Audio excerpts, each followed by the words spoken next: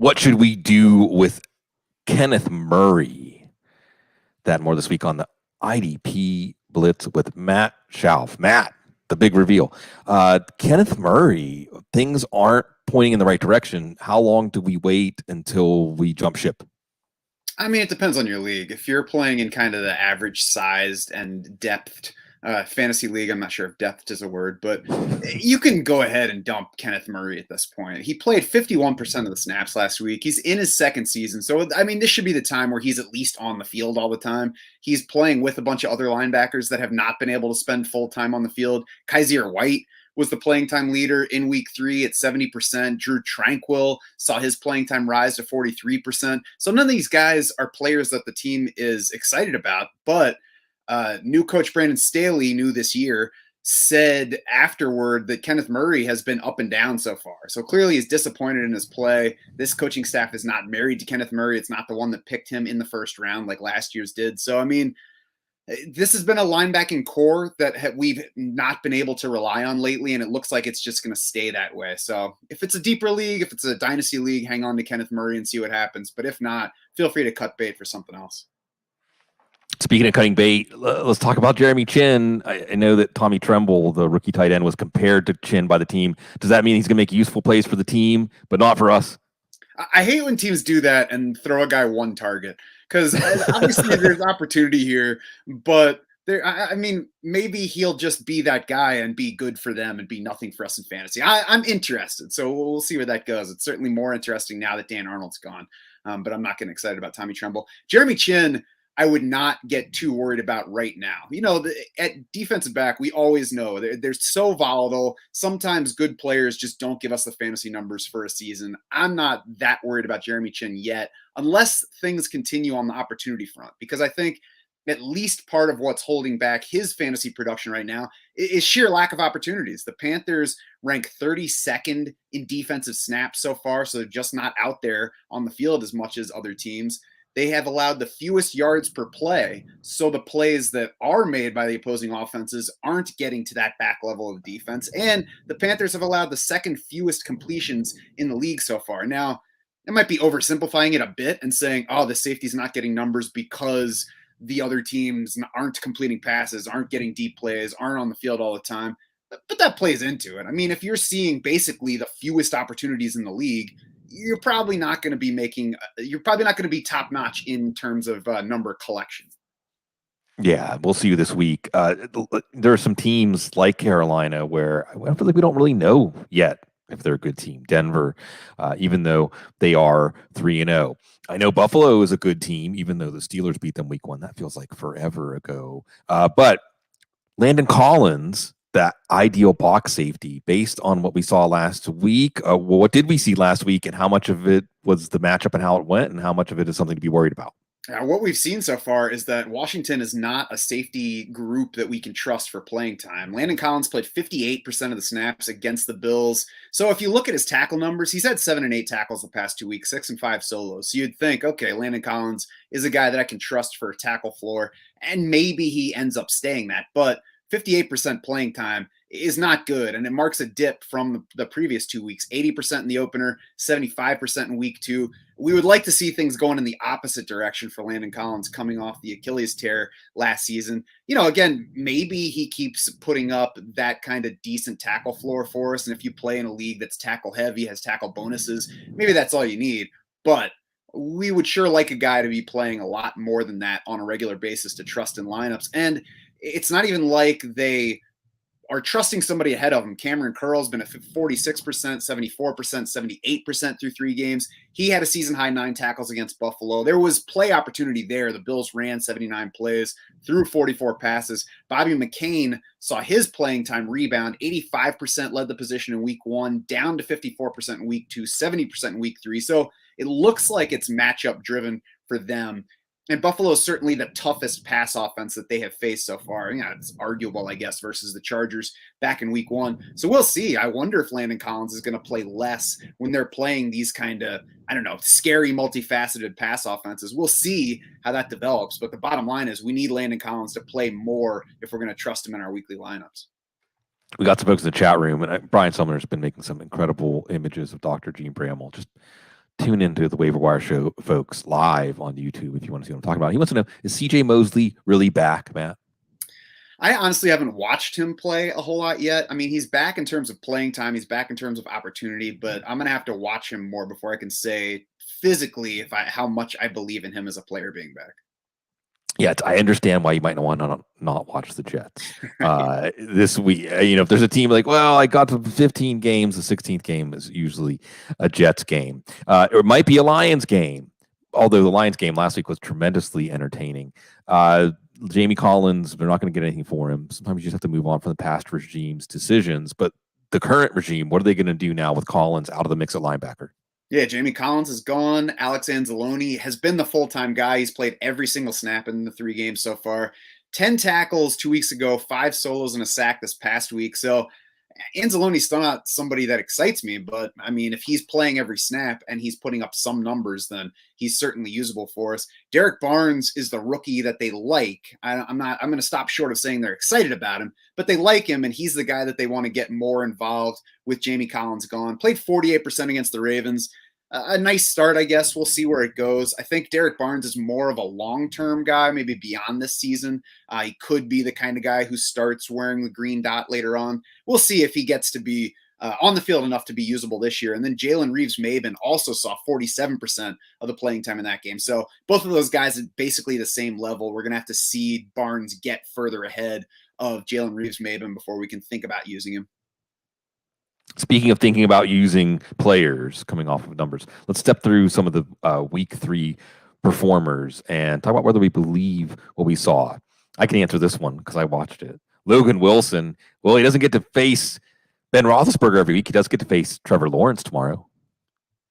Yes, do believe in Logan Wilson overall, but don't treat him like he just broke out as an every week linebacker. 14 tackles in that game, 2 interceptions against the Steelers. He was still under 90% playing time, has been in 2 of his 3 games so far. So if he's playing 80+%, that's fine. We can get usable numbers there, and that would make him the top Bengals linebacker based on what we've seen over the past couple of years under the Zach Taylor coaching staff. He has upside in coverage, as we've seen with the 3 picks over the past 2 weeks, and that's going to make him the top playing linebacker for them. But again, I would treat that particular game more as a reason to play linebackers against the Steelers going forward, because Ben Roethlisberger is no longer capable of getting a football beyond linebacker range. So there are going to be tackles and interceptions available.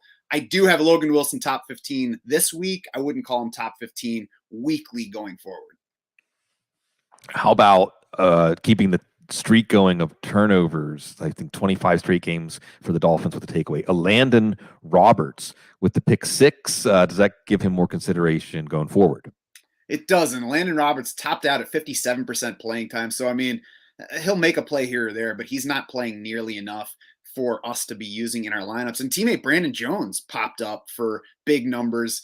I want to say kind of out of nowhere, 2 sacks among 3 quarterback hits in that same game. The week before, he did have 6 tackles and 5 solos, but he actually played more in that game. It was down to 43% of the snaps played against Vegas last week. The safeties in Miami are just like the Washington safeties right now, where the playing time's all over the place. Eric Rowe was up, down, up. Jason McCourty is up, up, down. Brandon Jones has yet to play enough to be trustworthy in lineups, so it looks like a position that we're just avoiding for now. Last one from last week's numbers, and I'm still adjusting, Matt, to the Cowboys being a good defense with good defensive players. And it was sad to not see his brother work out. I think the Giants took him, but Osi Ugua for the Cowboys making a splash on Monday night. Can he make a splash for IDP teams? I think he can. I'm not going to say right now grab him and start him, but he's definitely a guy to watch and potentially grab in deeper leagues. It's nice, as you said, we got no Odigizua, but Odigizua is just too fun a name to not have involved. So I'm glad the second turn is working out. And it's one of those that looks difficult, but if you just break it down, Odigizua, it's not that hard. So Osi Ugua had 1.5 sacks against the Eagles. You look at him initially, you think, all right, you had a game. That doesn't mean I'm going to use you. But second straight game that he has had 2 quarterback hits. He has played at least 55% of the snaps in each of the 3 games so far as a third-round rookie. Plays inside and outside. You know, I mentioned 55%. That's not a great number at other positions, but among our D linemen, we'll take you in that range, 55% up to like Yeah. 70%. That's just fine for a guy who's playing defensive tackle in an end rotation. And Odigizua plays in both spots. He's primarily a defensive tackle, which helps because it gives him that DT eligibility in leagues where you have to play a defensive tackle. He also spends some time on the edge. So I think that kind of varies the opportunities that he can get. And these next two matchups are positive. Got the Panthers this week. They rank 9th in pressure rate allowed, 9th worst in pressure rate allowed, according to Pro Football Reference so far. And both they and the Giants, who are the matchup the next week, rank among the bottom 9 in team pass blocking so far, according to PFF grades. Yeah, Daniel Jones is like the person that sleeps through their alarm clock and is late for work.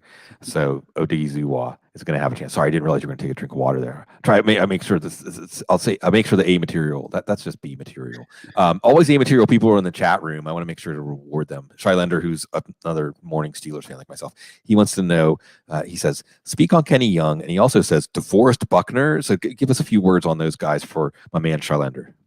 Kenny Young, I mean, you got to like that he's been playing every snap when he's not bumping into officials. So that makes him a win. And he's playing well in coverage so far, which is better than you could say for Micah Kaiser, which is why he's gone and in Denver now. DeForest Buckner, for me, is just a don't worry about it guy. I mean, everybody's going to have some slow patches on, not everybody on defense, but especially defensive linemen and defensive backs are going to hit some slow patches. I'm not worried about DeForest Buckner. I'm just going to kind of trust him at this point. We're going to round out with a couple of linebacker items. Ooh, it's been a roller coaster for the Raiders linebackers. It's been a roller coaster for Raiders games this year. Last year they signed Corey Littleton. They signed Nick Kwiatkowski. Okay, problem solved. Maybe not. This year they bring in KJ Wright. They bring in Denzel Perryman. Maybe there's a guy to believe in there. I guess. I mean, I didn't want to, and I'm not sure. I'm still not sure that I want to, but I guess we have to. In week 3, Denzel Perryman played 92% of the snaps in that game against the Dolphins, led the linebackers for the Raiders, and I keep having to stop myself from saying Oakland still. Corey Littleton was next at 73% at that position. KJ Wright barely got on the field, and he was playing about the same amount of time as Divine Diablo, which that's a much more fun name to say than KJ Wright. So if it works out, then cool. But the money that you mentioned points to it being the other guys. It's not. It's Perriman, and he's had 10 plus tackles in each of the 3 games so far. So we'll see. I mean, I'm not ready to believe that it's Denzel Perryman going forward, but the Raiders see something in him. So we'll go ahead and use him while that's the case. Keep in mind that before this season, Denzel Perriman's most active season found him playing 65% of the possible snaps in his 9 games for the Chargers in 2018. So, don't over trust Denzel Perryman, but for now, I mean, I guess he belongs in lineups in most cases. We're going to finish up with a couple of rookies. First of all, Jamin Davis, one of the few bright spots for Washington in that loss, just engulfed Devin Singletary on a 4th and 2 reception. And I felt it was like when a candle goes out, Matt, that was Devin Singletary's fantasy value. Just maybe Zach Moss will get hurt, and we'll circle back to Devin Singletary. What about Jamin Davis? He went in the first round. We thought, slot him in there all the time, middle linebacker. Maybe not yet, but is it coming? It should be. I mean, John Bostic's playing time is coming down. Week 3 was the first time this season that John Bostic played fewer snaps than Jamin Davis. So it should be happening. Again, we have to see Davis play more. He was just at 51.9% for that game, and that was still down versus his week 1 snap share. It was up from week 2. So things should be moving in the right direction, especially if he's going to lick his fingers and stop tiny running backs in big situations. So, yeah, I'm hopeful, certainly not using him yet, but rostering him in deeper spots. Another rookie that was mentioned in the same breath with Jamin Davis, not quite the same role, but as a first-round pick, fell to the 2nd round to the Cleveland Browns. And, again, you get to practice these names, Jeremiah OwusuKoroma. It's a name that a lot of people are going to learn to say better because we're going to say it more. Are we going to say it when we announce our starting IDP lineup in the Stefanski Bowl against Minnesota this week? Jeremiah OwusuKoroma is a name that I would prefer that he bust out of the league because it's cumbersome. We just call him Joker, the Joker. And to tell you, he's nice enough to give us that. We can just call him JOK when we're talking on here and, do my best to type it out properly. At least it's not Juice Check for typing purposes. Or the 17 different ways they spell Quentin. Right. So I'm excited about Jeremiah OwusuKoroma. I probably had him ranked a little too high in the rookie rankings for IDPs heading in, following the NFL draft. He was slowed by injury, and I believe there was a stay on the COVID list back in the preseason that kind of stalled things. But his playing time was up in week 3, and there's opportunity in front of him. There's nobody in Cleveland that should keep him from getting to the spot that he proves ready for. So I think that's the only thing standing in his way, is getting enough time to show the coaches that he belongs on the field. I mean, he's the kind of guy that has the speed that can make up for mistakes. He can get out of position and still get back to where the play is, and, play through the kind of mistakes that can keep other rookies off the field and can create plays when other linebackers are out of position. They've got Malcolm Smith as the top playing time guy there with Anthony Walker out right now. We'll see how Anthony Walker's return from short-term IR affects things, but JOK is somebody that I'm going to try to stash where possible and see what happens, because I hope that before the end of the season, he's a full-time player for the Browns, regardless of who else is healthy. The IDP Blitz should be a full-time player in your week lineup. We're going to hit you every Wednesday afternoon, taking turns. Like we all learn in kindergarten. Be nice. John Norton's turn next week. We'll come back to Matt Schauf going into week 6. As always, folks, we appreciate those of you that come out and support us on the YouTube channel. Like the video, comment on the video, subscribe. That helps us. Remember to check out everything Matt Schauf does over at Draft Sharks. Follow him on Twitter, SCHAUFDS. We appreciate you all, especially the IDP crowd, because this is real fantasy football. Both sides of the ball matter. And we're going to be here with you every Wednesday afternoon on YouTube, folks. We appreciate you as always. And stay classy.